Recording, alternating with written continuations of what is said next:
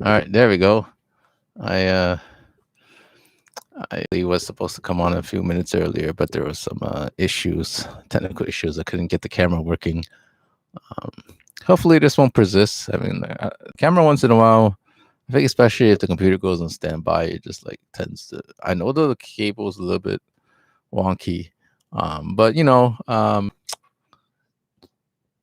I think I'm gonna still need this camera, so let's hope it lasts. But I might have to eventually get another one to continue to be able to use the camera. Might need another webcam.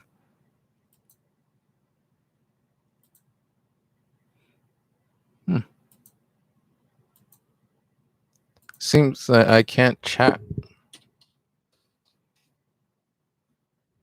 Might change. I can't actually type messages into the chat, but I can reply to. Or I don't know. I should be able to still see your messages. I hope the chat's not broken. So if anybody's trying to type a message in the chat, hopefully I can. It's not broken because it looks like it might be.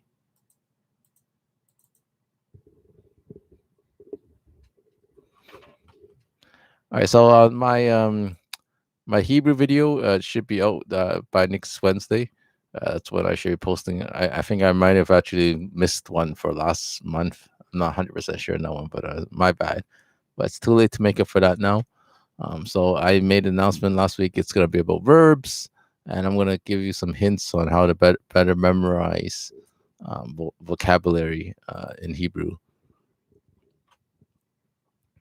Okay, so on to the this week. So this week we had a guest speaker, and he talked about just kind of remembering what God has done for you to kind of give you the confidence to kind of know, like, there's going to be more good in store.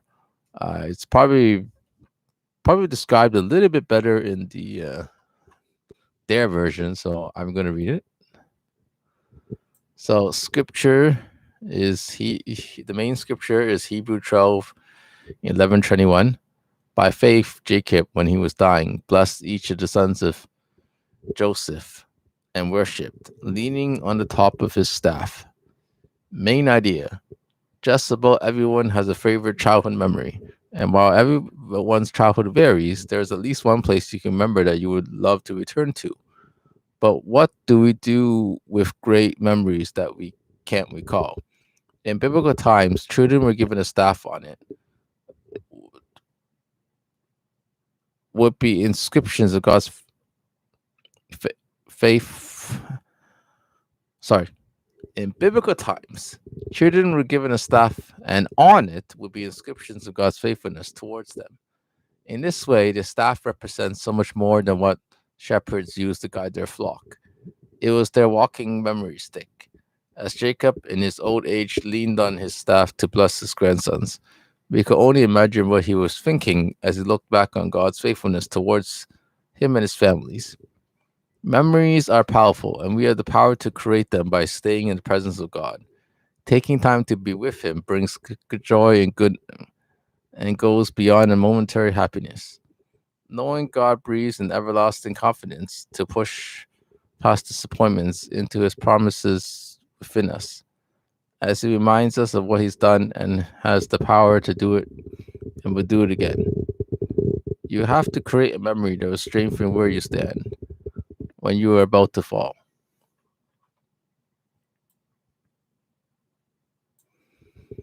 Each day, a gift. We tend to give up on whatever we feel we won't succeed in. And unfortunately, that attitude bleeds into our daily lives. When we out to dwell in the secret place of prayer with God, we lose focus because we don't hear what we want back from Him. But God is looking for a people who wait on Him and remember His faithfulness. His presence is a gift we can receive every day. Spend time with God so He can make you who He's designed you to become. Stay in the secret place until you hear God's commands. Your destiny moves at the speed of your obedience. Every day is God's gift to you. What you do with it, it is your gift to Him.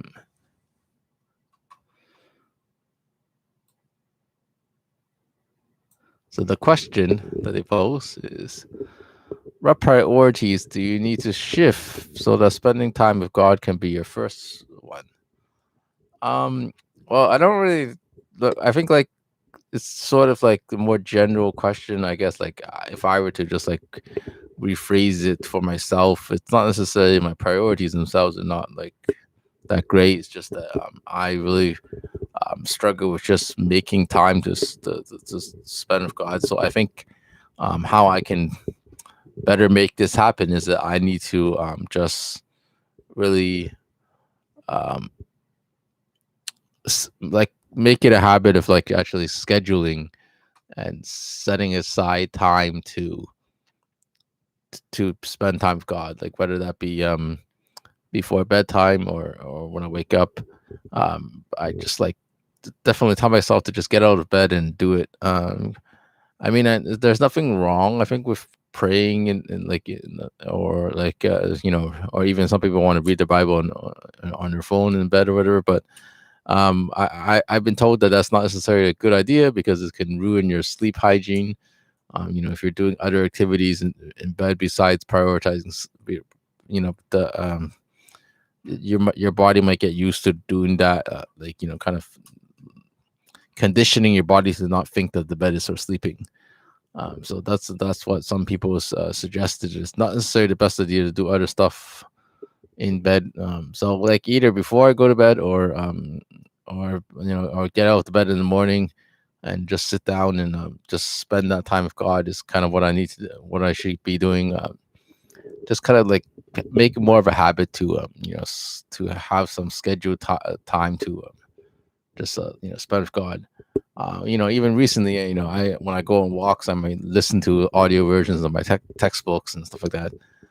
But occasionally, I can just set aside certain days that where I like if I'm doing a shorter walk, and I'm not necessarily spending a few hours outside. I can I can kind of be like, okay, well, maybe for this day of the week, it could be an hour, and I just instead of listening to other stuff that's helpful for school or whatever, I can or other things, I can use that time to just spend it with God, spend it with God. So that's how I could do that better.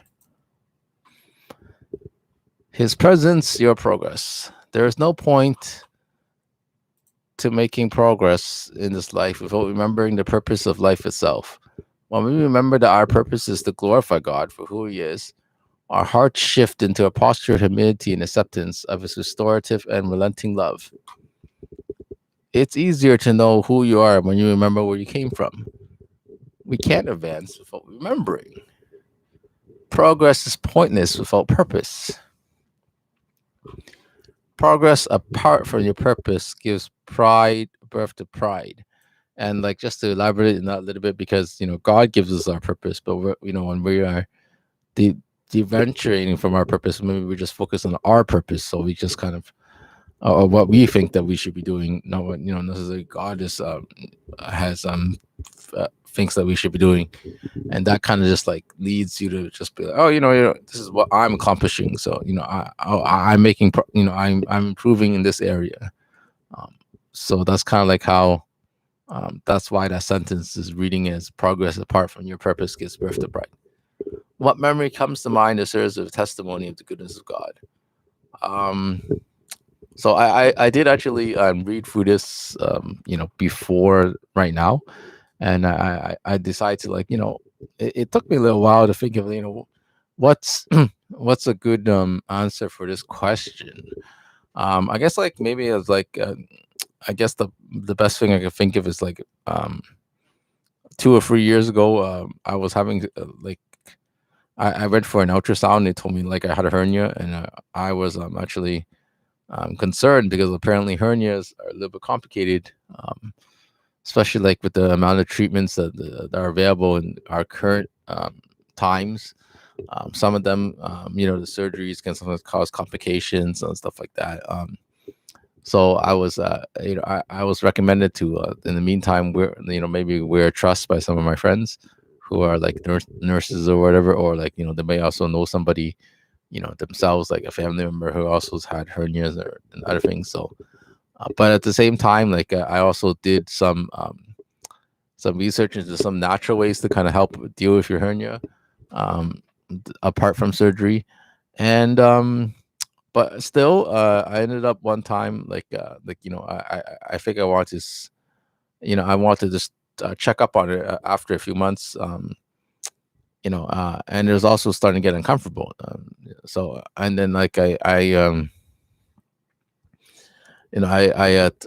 think that some of them are caused by stress. So maybe I was just even more stressed out about it. And so I ended up the doctor couldn't make it to the clinic that day, and they suggested I just check into the hospital if I'm actually in pain, just in case my hernia has become it might be seriously in need of immediate attention. So when I got to the hospital, I waited a few hours. I was like in pretty bad pain still, um, but I was praying all along through it, and eventually they did me another ultrasound. And they're just like, "Oh, we can't even find a hernia," but I was still in pain, so it's kind of weird. So I don't know, like, so I kind of felt that like God did bring me through that experience, and like I took the bus to the hospital, and God was the only one. Like there was nobody actually with me at the time. Because what happened was, sometimes this hospital is hard to like just park your car and like leave it there for a few hours. It's pretty expensive parking, and also like I happened to be walking to the doctor's clinic, and the bus came by and it was going to the hospital. So I'm like, okay, whatever, I'll just do that. I had to take the bus back as well, obviously. But and then I didn't get home till like pretty late as well. But and I was still in a little bit of I was still in some pain. They just suggested I take painkillers in the meantime, but they didn't know what was necessary wrong with me at the time. So but I just kind of feel like, okay, well, it seems like I might have overcame that hernia somehow, and I think God really brought me through it, and He gave me the strength to carry me through. And I was to for my own. I'm not a doctor, or I haven't taken a lot of biology courses, but the only thing I can think of, based on my research on hernias, is that maybe like the hernia was uh, trying to come back. I mean, I don't know, but because they said that that I had hernia based on their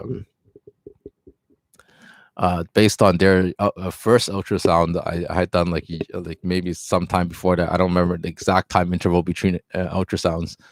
But what I'm saying is maybe the hernia was had gone away, but at the same time the pain was because it's from like the intestine trying to push back through the wall, and cause like for the hernia to get back into position, because that's what happens, right? Because that there's a weakness in the wall, and then like your intestine tries to push through your hernia, like try to push through your, your stomach, like it try to protrude through the stomach muscle, and then it kind of sticks out for your body underneath your skin and flesh.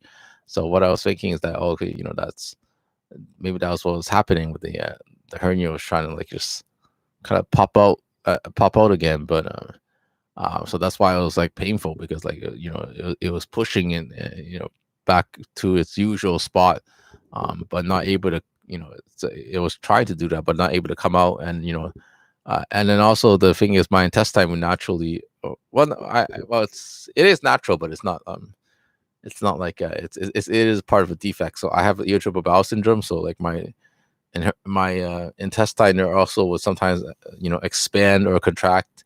One is because of like my reaction, this my natural like my reaction. So maybe like my intestine was expanding as well, and it was like normally it's used to, like, because the shape it currently was in at the time was normally trying to poke out that spot again whenever the hernia shows itself, because that's what happens with hernia. Sometimes they come out, and so they go back in for like when you're like in that stage with the hernia.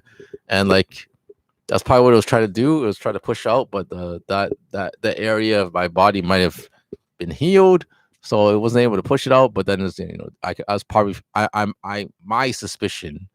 Obviously, I can't prove it, and even the doctor would like when I asked when I asked the doctor, so why am I in pain, and the doctor's like, really, I don't know, because I was having pain in the groin area with the inguinal hernia, and But that's just my speculation. But apparently, there's no way to prove where pain comes from sometimes. But that's just my speculation. It was trying to come back out and wasn't able to. So I was feeling the tension going on between pushing with the stomach on the stomach where the area where the hernia number comes out. I already did. So, summary. Our memories are very powerful, and they play a crucial role in the way we see the world. Where there is lack of joy, when there is a lack of joy, there is also a lack of God's presence. Therefore, it is essential for us to remember how faithful God is with us and to seek those memories where He's been good to us. Our memories are the only thing that Satan cannot steal from us. Even in sessions where there is a lot of chaos, we must set time aside from our day to seek God. Dive into prayer and worship. The story of Jacob demonstrates how faithful Jacob was to God by worshiping Him even in his time of death. Worship is vital because God created us to acknowledge that He is God, and apart from from Him, there is no other. God has never forgotten us. He's ultimately demonstrated by Jesus' sacrifice on the cross. So let's choose to remember and worship as Jacob did.